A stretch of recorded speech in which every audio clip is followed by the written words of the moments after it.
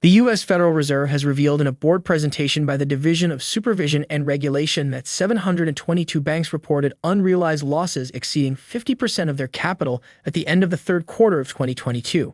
The presentation, released to the public in April, is dated February 14.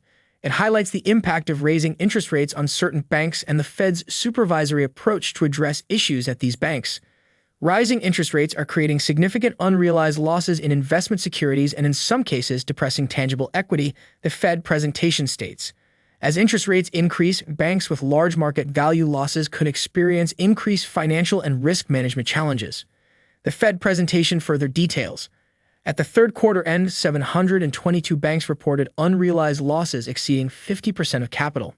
Moreover, 31 of these banks report negative tangible equity levels, which means they are currently not able to borrow new money from federal home loan banks and may lose the ability to sell loans to government-sponsored enterprises, the Fed presentation adds. Many people took to social media Saturday to voice concerns about the U.S. banking crisis. Some stress that this is a clear indication that the banking crisis is far from being resolved, while others warn that the banking crisis in the U.S. is just getting started. Gaber Gerbachs, director of digital asset strategy at investment management firm Vanek, opined. The Fed had the data and knew what could be coming after their reckless interest rate policies, yet they didn't meaningfully warn either the government or the public. Despite multiple bank failures, Fed Chair Jerome Powell has insisted that the U.S. banking system is sound and resilient. Regarding the collapses of Silicon Valley Bank, Signature Bank, and First Republic Bank, the Fed chairman claimed, "Those have all been resolved, and all the depositors have been protected." Multiple people have cautioned that the U.S. banking crisis is not over, including JPMorgan Chase CEO Jamie Dimon, who said last month that there will be repercussions for years to come. Economist Peter Schiff also recently warned that the banking crisis is not over and a much worse financial crisis is incoming. The U.S. Federal Reserve, in conjunction with the Federal Open Market Committee, FOMC, announced on Wednesday that the central bank would raise the federal funds rate by 25 basis points, as was widely expected by the market. This marks the 10th consecutive occasion in which the Fed has raised interest rates since the initial 25 basis points increase in March 2022. The Fed's announcement noted that unemployment has been low, but inflation remains elevated. The FOMC announcement further addressed the issues in the U.S. banking industry, and the committee emphasized that the U.S. banking system is sound and resilient. The Fed's unbroken chain of rate hikes is a testament to the bank's unwavering commitment to getting inflation down. The FOMC's press release notes a priority to get the inflation rate down to the 2% range.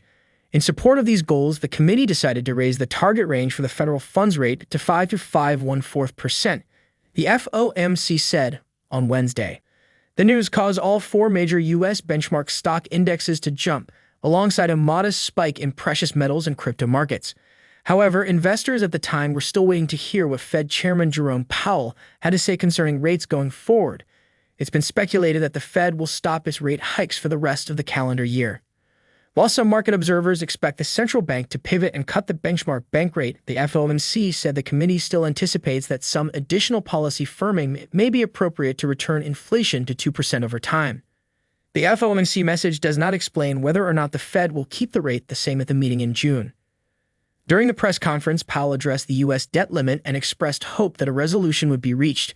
Consistent with his previous statements, the Fed believes that failure to raise the debt limit could lead to financial disruption. As for the Fed's next move, Powell stated that the central bank is prepared to do more if greater monetary policy is warranted. Goldbug and economist Peter Schiff warned in a recent interview on Trader TV Live that the current banking crisis is not over and a much worse financial crisis will follow. Schiff explained that everybody has talked about a banking crisis, but nobody wants to refer to it as a financial crisis. He exclaimed, "No, this is a financial crisis. The 2008 financial crisis was also a banking crisis unless people forget it was the banks that were failing." The economist stressed, "This is the cusp of the crisis. It's going to get much, much worse if you are going to try to dismiss it." He compared the current crisis to the subprime mortgage crisis, noting that the Federal Reserve is saying, "It's just a couple of banks. It's just Silicon Valley Bank or Signature Bank or the other one that failed." That's like when the subprime blowout first happened. Nobody wanted to admit that it was a mortgage crisis. They just said, "Oh, it's just contained to this handful of subprime mortgages. Don't worry about it. Nothing to see here. It's no big deal. It'll just blow right over." That's exactly what they are saying now. This is nothing. It's no big deal. However, Schiff argued, it is a big deal. It's not nothing. Regarding the likelihood of big banks failing, Schiff said, "Those banks are insolvent too. It's just that they're too big to fail, so we won't let them, but that just means we have to print a lot of money to prevent them from failing." Nonetheless, he cautioned that the federal government rescuing depositors of Silicon Valley Bank and Signature Bank, but not smaller banks, is going to create a run on these small banks, emphasizing that's going to create a huge problem. Commenting on the Fed minutes that were released on Wednesday, Schiff tweeted, "According to its recent minutes, the Fed no longer expects a soft landing, but a mild recession. What makes the Fed think the recession will be mild?" He continued, "Normally the Fed doesn't forecast a recession. So if they can see this one coming, it likely means it will be massive." Now on cryptocurrencies, the Bitcoin price lost 4.2% over the past weekend and slid again to $28,000. The broader crypto market is also consistently in the red. The second largest cryptocurrency by market cap, Ether, is down 6% since Friday. As always, Bitcoin's recent price movement should be viewed from multiple angles, as most of the time there is not just one reason. However, one factor stands out at the moment: the congestion of the Bitcoin network and the extremely high fees for a Bitcoin transaction. The reasons for the congestion are the Bitcoin ordinals and the new BRC20 token standard. With its creation in early March, people can now create fungible tokens in addition to Bitcoin. Embraced by the meme coin community, this new token standard has quickly seen a surge in daily transactions and a market cap of over $160 million this week.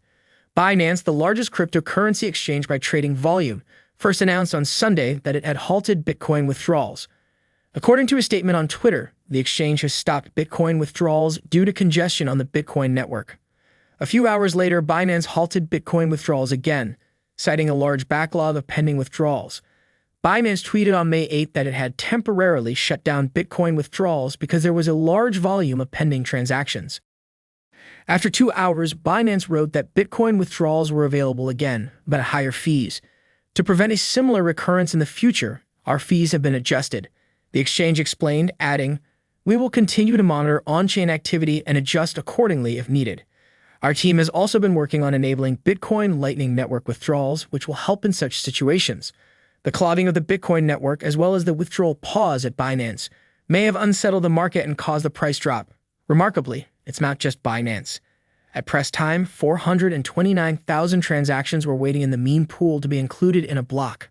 On the other hand, it should be noted that the Bitcoin price has been in a consolidation phase for several weeks now after the furious rally at the beginning of the year.